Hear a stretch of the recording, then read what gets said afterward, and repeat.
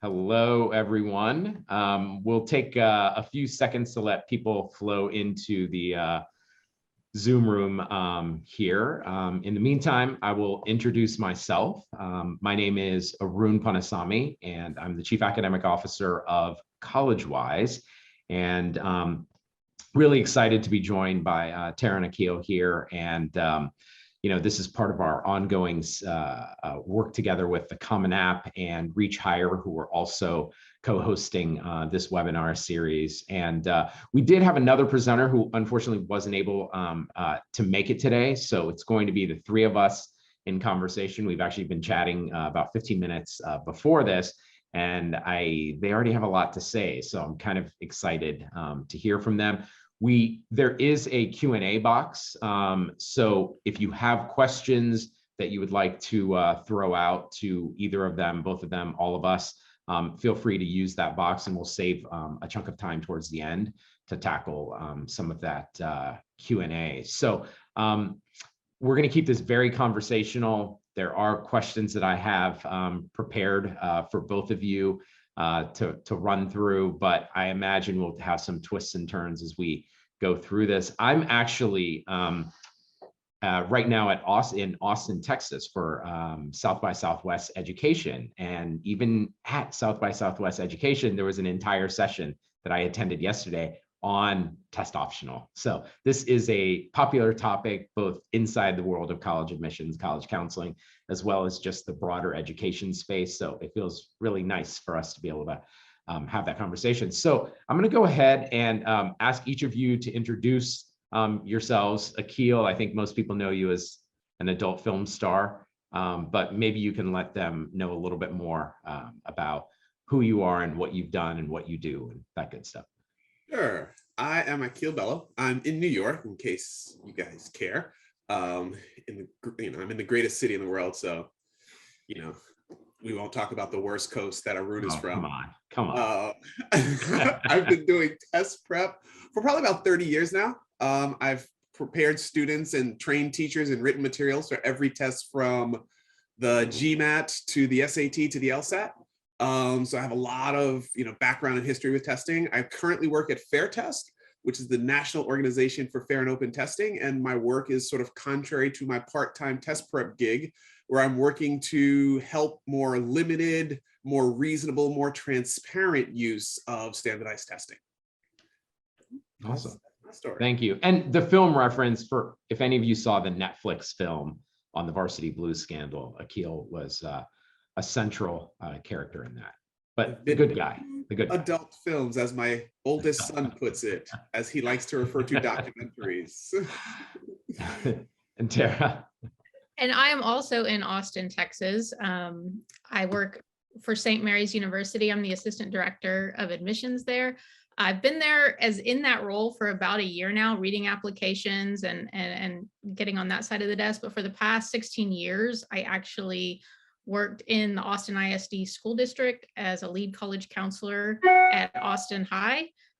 So I have a whole lot of experience with helping students both prepare their college applications and picking, schools to apply to. And then now I'm reading those applications. So, and I've worked at community college.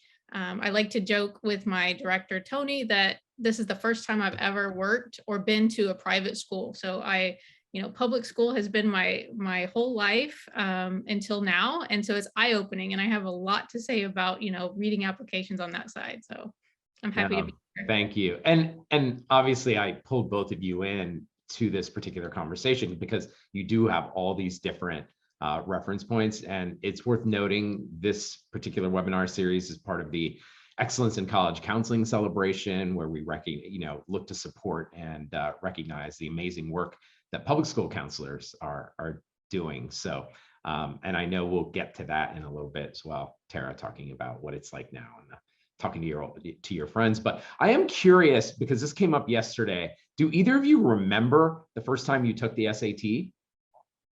Or the only time? The only time. I literally only took it one time. And I've never sent those scores anywhere. Oh, wow. Yeah. Okay. No, I mean, no, because I mean, and I've told this story before, public, I went to community college first because it was a good financial fit for my family. And I did that for 2 years. And then I applied to UT Austin, and I didn't need to send those scores, and nor did I want to. So, they've never been used ever. Yeah.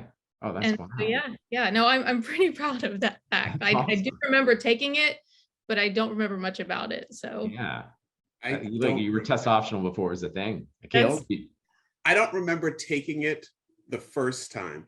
Yeah. I know I took it in high school at least 3 times. Once Okay. for myself, which I paid my $36 and I have retrieved my scores for, and they were aggressively mediocre. And I also took it twice for friends, but we got caught. So I feel like there was a movie about this. Oh boy. I got fake ID and I took it for my friends, but we got a letter back that said, your score improved too much. We think you cheated. Do you want to cancel? And having cheated, we said yes. Please go ahead and cancel the scores. Wow. I don't know how I don't know each of those stories you both shared, given how long I've known both of you. I'm a little like, wow, I haven't heard that before.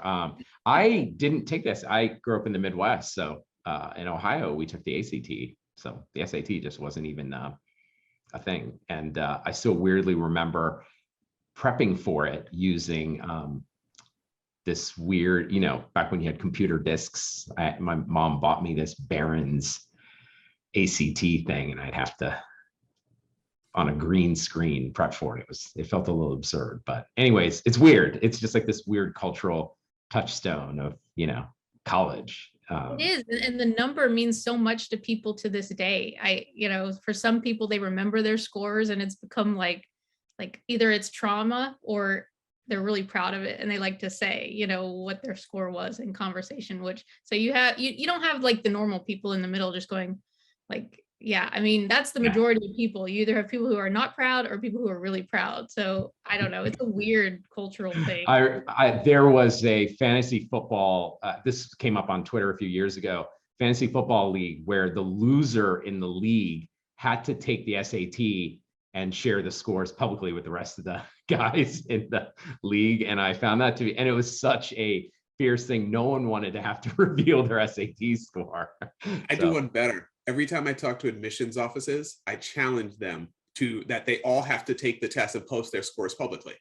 It floors me that people who require the test and college professors who claim to believe in the test, yet you ask an adult to take the test you're asking of an 11th grader, and they go like, what do you mean? It's like I've asked them to chop off a finger. It's really fascinating to me. Yeah, well, there's a lot of stories in the whole admissions world, and I think one of the questions I want to ask both of you, because this came up actually quite a bit yesterday in the session I attended, and I've seen it pop up a lot in social media, in particular, this idea that test optional helps. There are low-income students from underrepresented populations where they wouldn't get to go to college without the help of the SAT or the ACT. I'm wondering if, Akil, if you have any thoughts on putting that rumor to rest. Yeah, I have actually a long Twitter thread dispelling that myth. The short answer is there's anecdotal, like you can find an anecdote to support darn near anything, right? But when we're talking about large scale research, when we're talking about does it largely help low-income, underrepresented students, then testing does not. From College Board's own research, about 65% of students have test scores that are functionally equivalent to their GPA. About 17% have test scores that are more than 1 standard deviation higher than their comparable GPA. And about 17% have test scores that are about 1 standard deviation lower. So guess who's in the group with higher GPAs versus in the group with higher test scores? Right? So wealthy, white, college-educated students are generally those who are benefiting from testing, where testing is showing something that their high school GPA is not, where testing is giving them an advantage over their high school GPA. So if you get rid of testing, then we balance those 17%, right? And it's not giving the advantage to those who already have pretty much all the advantages. So all the data I've seen suggests that this whole diamond in the rough story just doesn't exist beyond the random anecdote. Right. Yeah. Well, and And it testing is just a single measure, right? It's just one piece of the entire application puzzle. And, reading applications for St. Mary's, which is test-free. So we are not seeing test scores at all. So I understand what an application is with a test score. I mean, that's what I did for 16 years helping students. And now I see them on this side with no test score. And you're not missing anything. You're seeing the full context of that student with or without a test score. Like, you don't need it. And I just feel like that people are hanging their hat on that test score. Like, we need it to see if they're going to be successful. Well, if your data shows that it's correlated with high school GPA and their high school transcript, and you're seeing that, their trajectory through high school, what else do you need?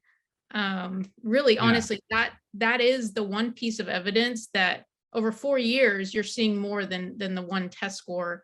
I only took it once. Some students take it 4 or 5 times, but that's a different problem that I'm sure we'll address later.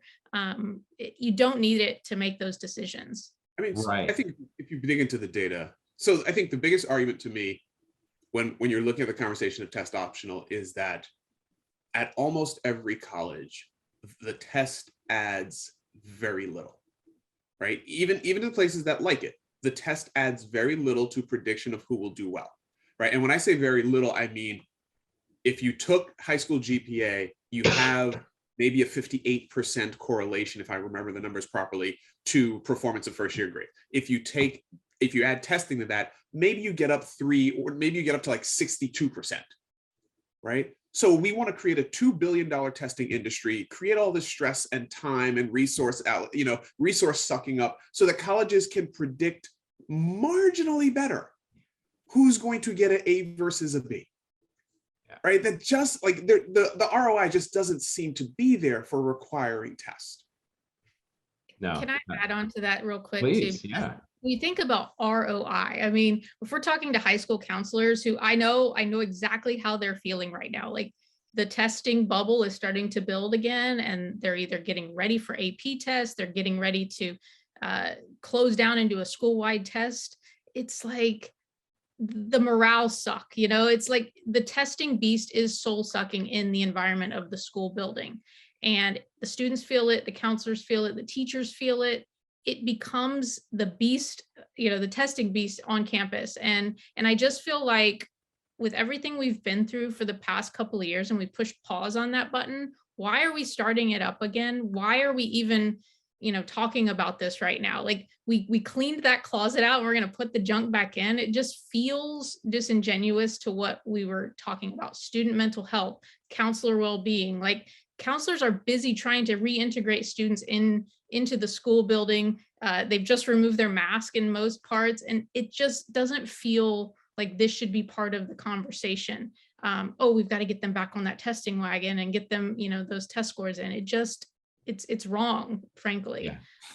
Right. Well, I know, Akil, you like to make fun of California, but I'm going to note our public school university systems are now also test free. And so students get to enter high school and enjoy this experience without having to fret, like having a relatively affordable option at very fine universities. And they don't have to think about the SAT or ACT, because most of the private schools in California will remain test optional, simply because they otherwise wouldn't have enough students applying, right? Because so many kids are just like, I'm not going to worry about it. And I definitely think it's, when we talk about mental health and whatnot, it's definitely transformed the way some kids, at least in California, are thinking about it. Tara, I am curious, since you switched from the school counselor side to the admission side, what's something that kind of surprised you, where you were like, I wish I had known that when I was on the counseling side, particularly around like testing? Is there anything that, the holistic admissions process, what were you surprised by?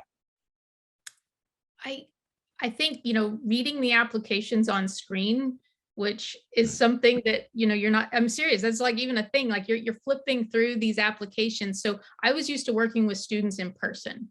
And when you're an admissions counselor, you usually don't meet that person. Like, we talk about this relationship building and it's relationship driven. Yes, but that relationship looks different from this side of the desk.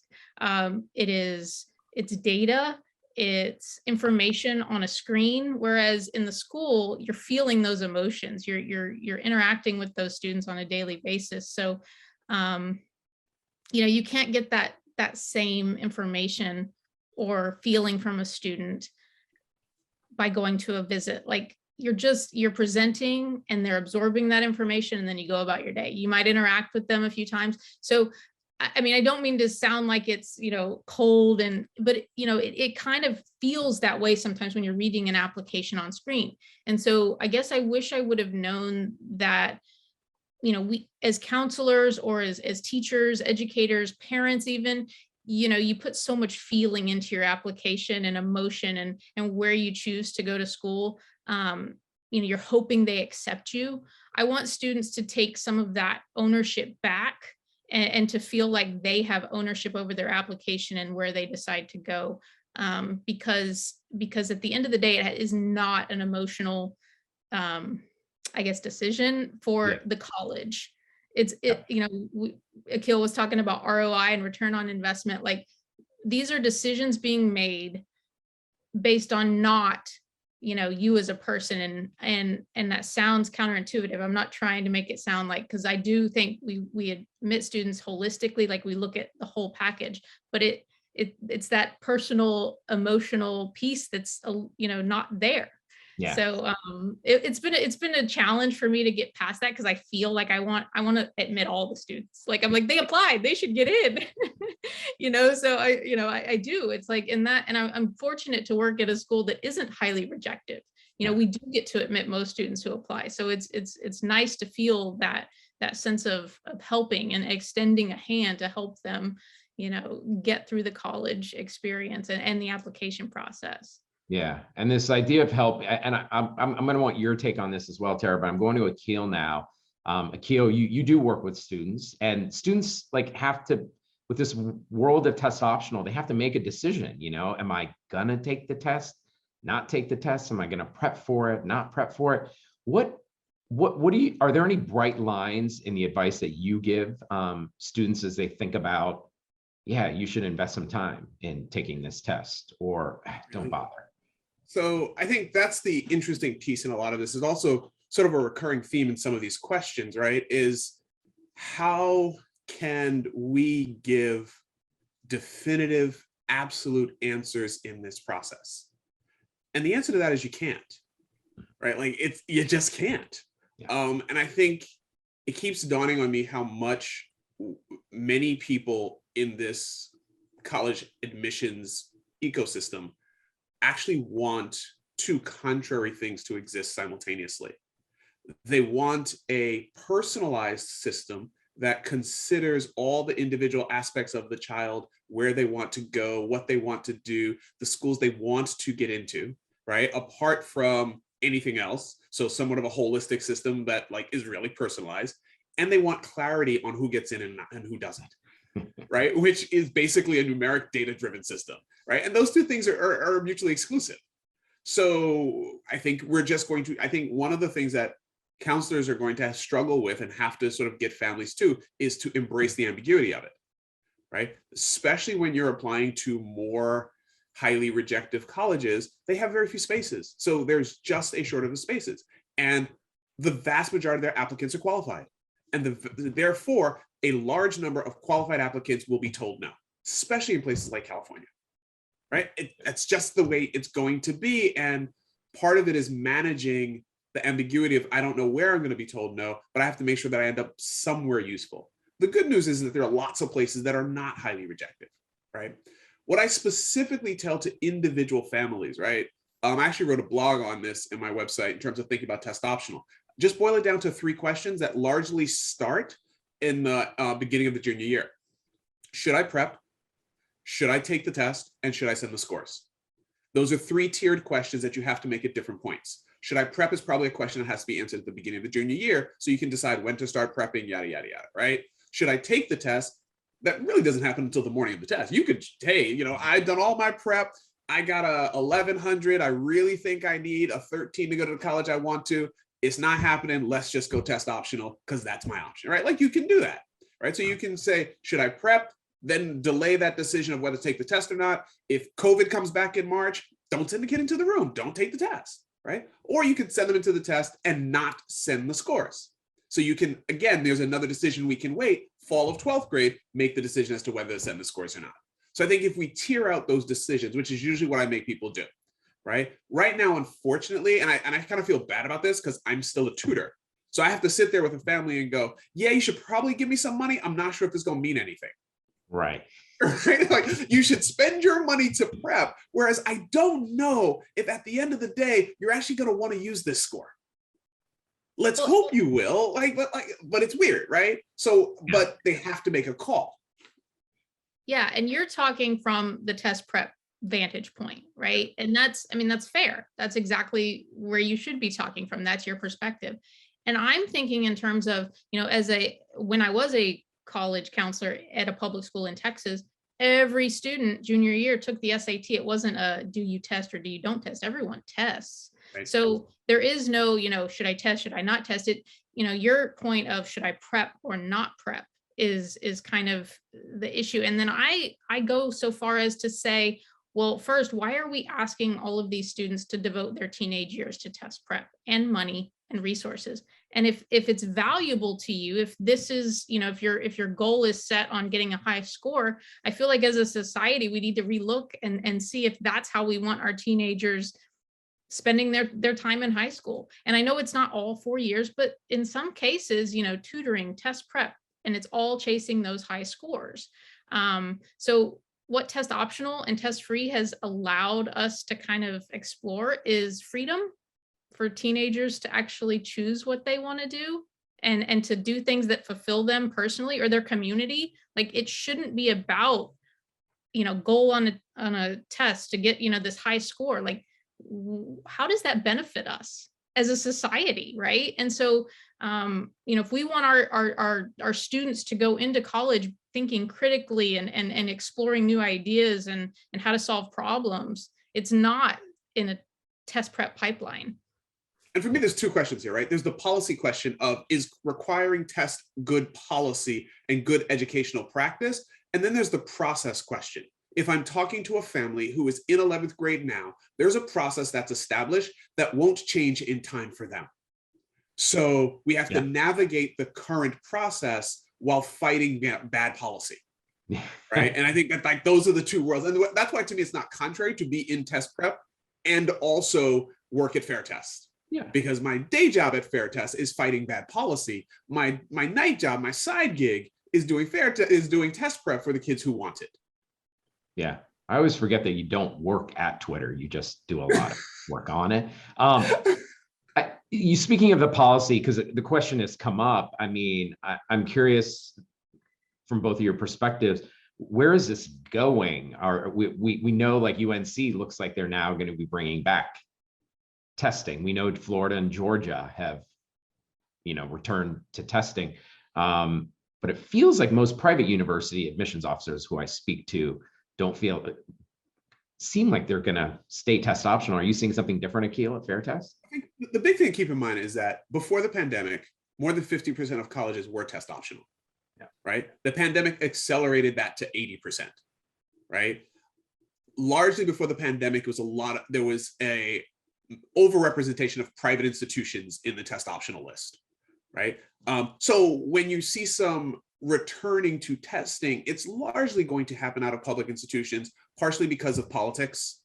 That's definitely going to play a role. So you will see some return to testing. It won't be back to 2018 levels, right? But there will be some institutions that go back. No one was surprised when Georgetown went back.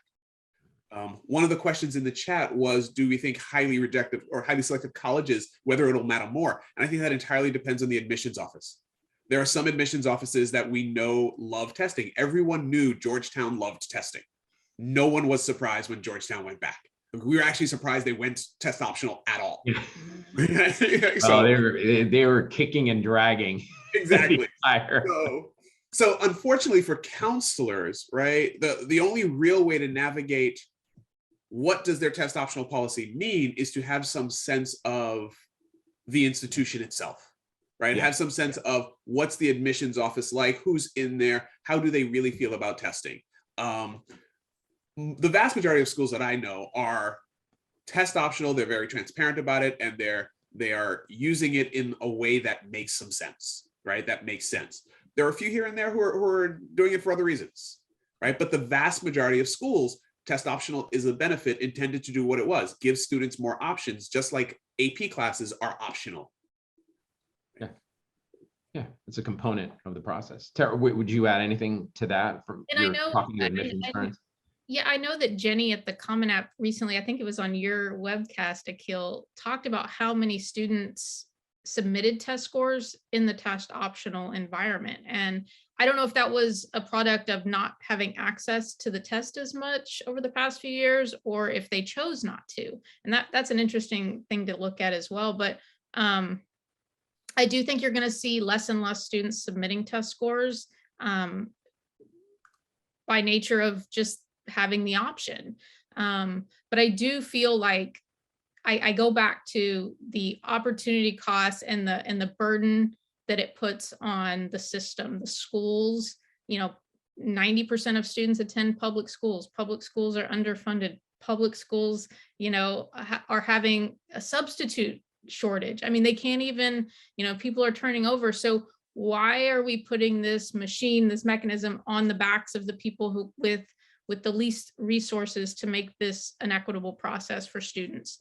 I keep going back to that, we're focusing on, is it used in college? Well, maybe if college didn't use it, then the product wouldn't be placed on the backs of public school educators, who are the ones having to create this mechanism that gets these scores. And it creates a huge burden on counselors, on teachers, and students and families as well, just the financial burden of, test prep. And that reminds me, you're obviously an advocate for test optional. I mean, I can hear it in your voice. Test free. Test free, right? I mean, what do you encourage counselors? Because I am hearing this as I speak to school counselors, like there's so many frustrations that come around with having to be a testing site and all this kind of stuff. But you were encouraging, when we spoke earlier, you were encouraging counselors, make sure you're talking to your admissions folks and telling them this, right?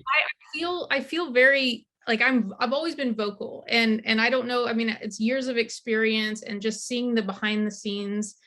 I feel like who better to speak for the students than the school counselors. And oftentimes what you'll find is that the vocal people are not the public school counselors who are overburdened with work. And that's the unfortunate thing, is that colleges aren't always hearing that perspective, but they need to. And so I encourage school counselors to kind of take that bullhorn and tell them the experiences you're going through, talk to your legislators, make sure that they're hearing that testing and the mechanism of testing is also part of this burnout, this, mental health issue that students are facing. And the deciding of, should I submit or should I not submit? It's created a whole new world of work for counselors that they don't fully understand. I remember the first time I kind of heard about test optional, it was at the NACAC conference in Seattle. That was a while ago, but I remember there was a test optional panel, and FairTest was there, not you, Akil, Bob, and I think it was John Bockenstedt, and they asked for questions. And I remember as a public school counselor, I was like, okay, I'm going to go up there and talk about this because I'm going to ask them a question.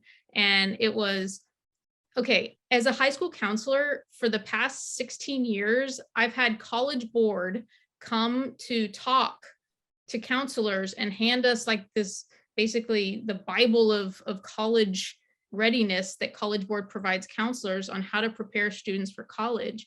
But this is the first time I'm hearing about test optional and test free admissions. Like, why don't you guys get out and talk to counselors the way the College Board or ACT does? And they're like, well, because it's just me. And Akil's like, yeah, it's just me now.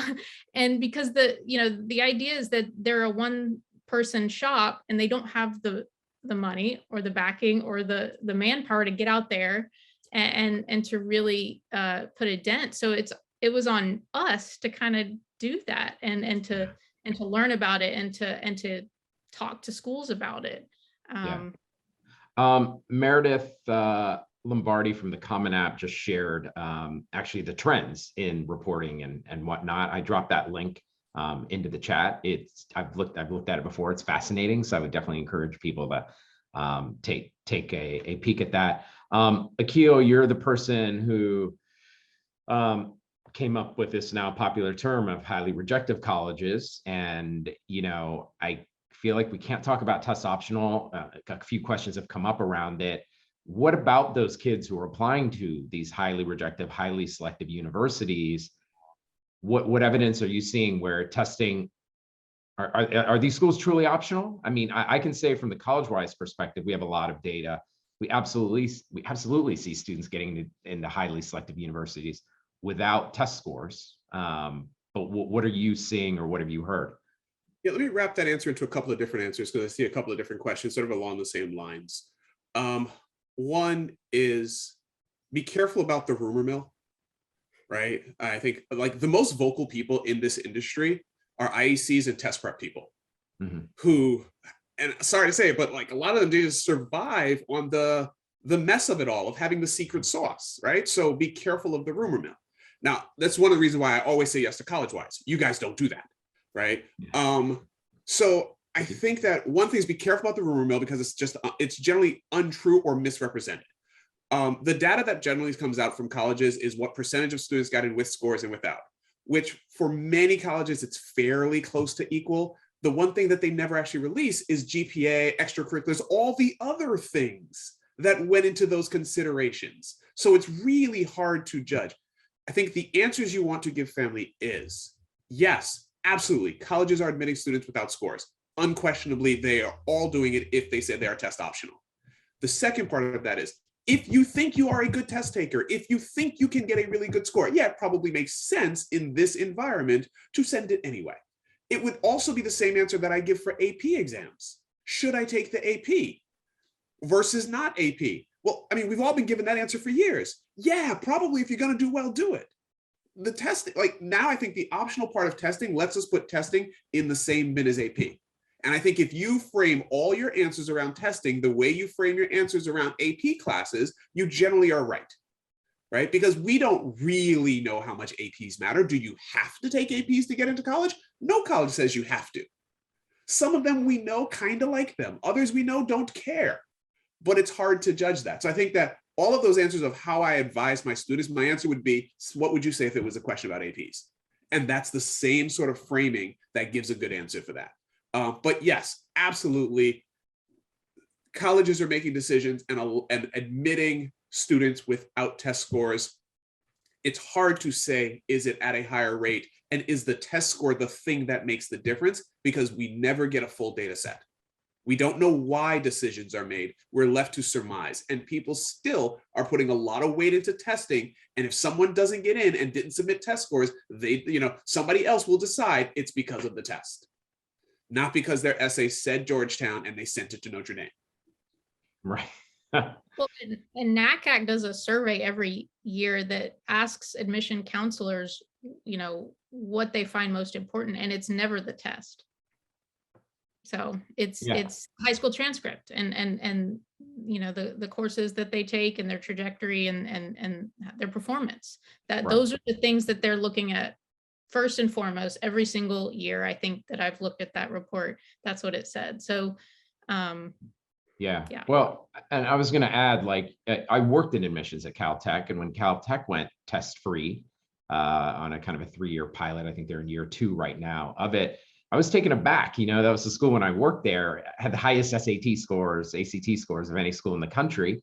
And, reached out to some friends and like, what? You guys are testing? How? And then they quickly remind me, like, when did you ever admit a student or deny a student based on the test scores? You were looking at dozens of other factors that indicated whether they could do the work and do it at a high level and were a good fit, right? And I was like, oh yeah. So it kind of just reminded me, like, it's not, and most admissions officers are not finding it particularly hard to evaluate applications, as you know, Tara, without the benefit or the burden that test scores bring. And there seems to be a lot of, I think parents are struggling in the sense that they applied to college with tests. So they're having a hard time imagining that it's possible. And certainly we know that, there are faculty at universities and whatnot who struggle to understand this, but, it's what Akil talked about being policy and whatnot.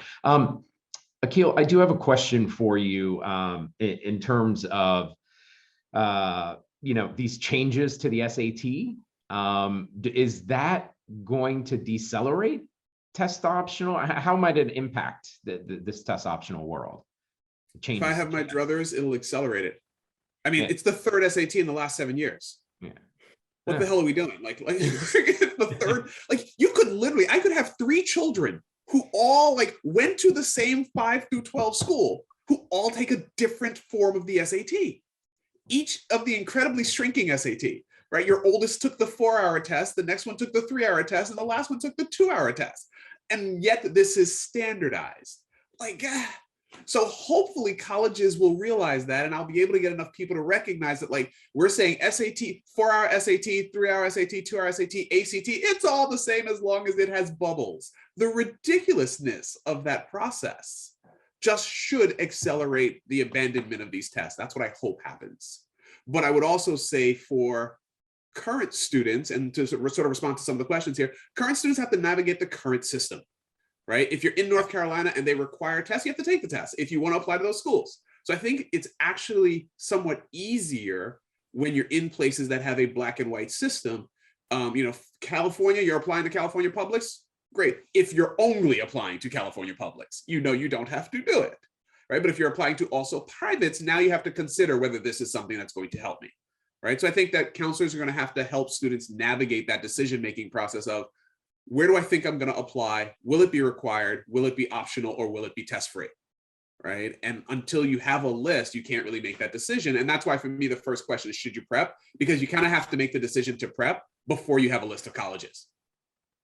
Well, and I think that most students don't know the answer to that until usually senior year, most students. Now, I know, Collegewise and the test prep crew are going, oh my God, no, that's too late. But we're talking about the majority of students. They're thinking, okay, this is my transcript. This is my test score. Where can I apply? Right? That's the majority. So we need to start thinking about healthier ways to talk about it 9th through 11th grade. And some of the questions in the chat I saw, the PSAT introduces students in 9th and 10th grade, and then they go right into the test prep. This is going to prepare you. So I feel like I was going to say indoctrinating students into this test prep machine of first you take this practice, then you prep, then you take another practice, then you prep, and it's there's that free prep that, the Khan Academy, and, then there's high price test prep. And, sometimes Akil's very expensive, I can tell you. I know. And honestly, most students, the majority that I was talking about, and the students who can't afford it, get funneled through that other pipeline. This is the free test prep. We've made it accessible, if you will. And I was at South by Southwest EDU many years ago, and I remember Sal Khan being on stage, and this was introduced, as this thing that's going to save the, testing. And it was like, no, it hasn't. And let me tag in on that, Tara, because I think you actually raised some great points that remind me a couple of things to say, right? One is I almost always turn down students who are younger than the summer after their 10th grade. I don't do prep before summer of 10th grade for the SAT. It's just, I just won't do it. It's crazy because you don't need that much time, right? To give counselors a little bit more definitiveness in this conversation, a reasonable amount of test prep, let's say 8 weeks with a great tutor and the student has time, right? If you gave me 8 weeks with your average student, I would expect, let's say somebody starting at about an average score on the SAT or ACT. Let's take SAT numbers because it's easier to talk about in one test. 1,000 on the SAT. I get them in January of 11th grade for a March test. I'm expecting 150, 200 points improvement. So if they come to me January of 11th grade saying, I want to apply to Harvard, and they have 1,000, that's not 8 weeks of work. right? That's 6 months of work. So are you willing to commit to the work it takes to get 500 points improvement, or are we just going to go test optional? So you put some parameters on that decision, right? Khan Academy is going to take longer to prep because they don't have any expert or instruction with it. So if only resources Khan Academy, they probably need to start earlier and do more, right? So I think part of it is, what are the resources available to us? How much are we willing to dedicate to this, right? If you have somebody who says, I'm at 1,000, I want a 1,600, like, you really want to dedicate the number of hours that that's going to require. I'm like, I don't want that for you. But if you want that for yourself, then we can talk about how to do it. And that's kind of how I generally talk to families. What are you trying to get to? How long will it take us to get there? And then make some decisions accordingly. Yeah. It's like, son, put down your bass guitar and let's go to test prep. Like, I feel like we're making these decisions for this. And it's mind boggling, because that's not what I want my own son to be spending his free time doing. Yeah. Definitely should be working on the bass a bit more. We have to talk about, this question has come up. It was a question I had planned to ask as well. Scholarships, some of them, this idea that money is tied into your SAT score remains, it's a little murky, right? Maybe even pervasive. Akil? It's always been pervasive, incorrect, and weirdly murky. Oh, so let's say it this way. It's always been ambiguous, right? Yeah. So let's start with the first thing. The PSAT is not tied to real money. Okay? The PSAT National Merit Scholarship Test is a qualifier for one scholarship. It's a qualifier for the National Merit Corporation's affiliated scholarship. The main PSAT scholarship is a $2,500 scholarship. Now, other places might give money because of it anyway. University of Alabama gives a full ride if you're interested in sending your child to University of Alabama, right? But then it becomes basically institutional scholarships. Many of the scholarships that are so beside the $2,500 National Merit Scholarship, the only ones that are actually tied to the PSAT are corporate scholarships with partners for their employees. Like, I think Xerox has a $500 scholarship if you got National Merit and your mom works at Xerox. So National Merit says, like, we have $10 million of scholarships. And it's all like, you got to work at Xerox or Toyota, like random things of like employees' kids who get the National Merit. So don't put too much weight on the PSAT. Okay. Second is, there are some other scholarships that are driven by test scores. Some of them institutional merit aid, which is really just coupons and discounts, right? Some are institutional, and some of those are actually optional. Some of them aren't. Every college has random scholarships tied to random things. Some of them have scholarships because you're left-handed and went to the high school up the street, right? So unfortunately, there's no cohesive database of all the scholarships tied to test scores. So again, we end up in this weird world where it might be safer to have it, but I think it's really important to really be careful about how much are you going to invest in trying to get that number for a maybe. Right. Well, right. That's the another inequitable part of the process, right? Yes. Where, you prep, spend money to get money, or, Oh no, there are test prep companies who literally have advertisements. Here's the ROI on taking the test. If you pay me $3,000 for tutoring, you can get $10,000 in a scholarship at the University of Nebraska. And they make it sound like it's all the universities, but it's not. Many of them are actually making their scholarships either test free or test optional. Yep. And the problem is I can't tell you which ones. If you think Except about for St. Mary's. Yes. We don't look at test scores for admission or for scholarships, so we don't see it. Another thing that we haven't really talked about is the whole language around the testing of, and counselors are very familiar with this term. You're either college ready or you're not college ready based on these scores. And those students get in the pipeline of, well, you're not college ready, so we need to put you in this prep class. You're not college ready, so you need to retake this other test, this placement test.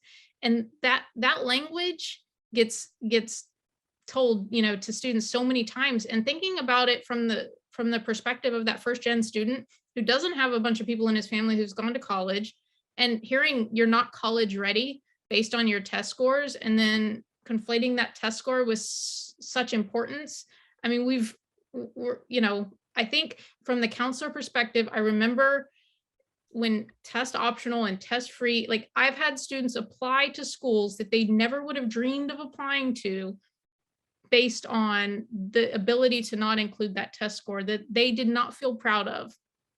And I think that that's something that we really need to emphasize, that this is an opportunity for students to feel empowered, and to quit using the language that takes that power away from them. Words like "you are not college ready." Yeah, that's a really great point. I see there's a question here about our college admissions offices overly concerned about grade inflation. What is grade inflation's impact on the evaluation of applicants? So on the admission, and there's a couple, we've got a few international counselors who have asked questions along the lines of, whether, if you have a student applying from a school that's never had a kid apply to the US, would the test be something beneficial? Can you talk a little bit about how grades are viewed? How do you norm that stuff on the admissions side, Tara? Well, admissions, when you're looking at a transcript, hopefully you have access to the school profile. And the school profile isn't just a bragging list of all the colleges that kids have been accepted to. Like, we want to see, what those grades mean. And I have seen that. I've like, gosh, I look at these grades and I look at the GPA. I'm like, what's going on here? And I have to like do all of this math in my head, like, oh, okay, so they're only calculating, the core classes for this GPA. And it really is like, you have to make it simple. Don't make it complicated. And schools that are doing that, I'm talking about high schools or international schools that make it complicated on the transcript and on the profile, that's what's going to disadvantage the student in the application process, much more so than the test score with or without will do. So making that transparent on how you grade. And I read for Austin, obviously, but I also read for New York, and, the A's and the B's on the transcript versus the numbers, it's just a different grading scale. And I, like looking at the different types of schools, you just have to become familiar with the places you're reading and to understand the context. And I use that word a lot when I'm talking to families, context, because your specific context is different from someone else's context. And that's, the classes that you have offered at your high school. If there are no AP classes or dual credit classes, then you're doing the best with what you have. And that is the context that we're looking for. You can't pull out rigor or labels of AP and dual credit if it's not available at your school. Right. So, well, I see we're actually already over the time we had set aside. I don't know, Akil, if you saw a question in the chat that you wanted to, anything you saw in particular you wanted to tackle out loud. A few were directed at you, so. There's 11 there, so I don't know if we have time for any of them. Yeah. No, it's totally fine. So probably because we just talked about the grade inflation, and we've talked about test optional now, as this factor in terms of equity and also like student mental health. What do you see being test optional has obviously not leveled the playing field, right? There's a lot of hype around, if we go test optional, schools are going to become infinitely more diverse. And I think we've seen some small modicum of data showing us that some schools have become more diverse, or have a broader representation of students, but it's not been transformative. What do you see as being the next thing that colleges need to think about in terms of, leveling the playing field?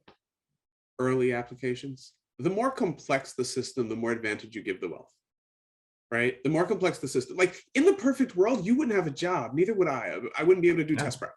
Because the only reason that our two companies can exist, that you can exist as a counselor outside of school and that I can exist as a test prep person outside of school, is the system is so complex it needs more people to help. Yeah. Right? Well, if they simplify that, if there isn't EA, ED, EA2, EA, FFG, whatever the heck they call it, like if they aren't all these Byzantine systems, then you won't need so much help to navigate it. So I think that, to me, test optional is one on a list of a bajillion things that we can check off and said, this helps make the system better. Yeah. And whatever that next thing is, if it's, I don't know, getting rid of the counselor recommendation because that puts an excessive burden on public counselors versus private. right? Yeah. So I think any of those things will start to make the system better. But in the end, I mean, always, if you have more time and money, you'll be able to navigate systems better than those who have less. Yeah. Yeah. It's always going to be incremental. Yeah, I mean, I think the admissions process reflects the larger world in general, right? With where things are stacked in the favor of some people and less so for other folks. Any last thoughts from yourself, Tara? I think transparency and cost is probably another thing that I would hope would change. You know, talking about scholarships and merit, using those words that talk about how hard you work is going to open up so many doors. And I'm not saying that it can't, but the reality is for the majority of applicants, you know, they need to think about cost and they need to think about the price for them. And that's something that, you know, we need to talk more about as a whole, I guess, you know, just cost. Yeah. Well, I've been in this world for a long time, and I do feel like in the last 2 years, we've done more good. I see more happen in the past 2 years than I probably did in the previous 20. So I'm certainly optimistic that this will increasingly be a more student-centered process and less institution centered. And I think I do want to thank our friends at Common App and Reach Higher, who alongside with Collegewise have been doing this webinar series. I want to thank everyone who opted in to spend an hour with us today. And we still have 2 more webinars taking place, and I hope you'll consider attending those as well. We will be off next Tuesday, but we'll be back on the 22nd. So thank you, everyone, and particularly you too, Tara and Akil. So stay well. Thank you all.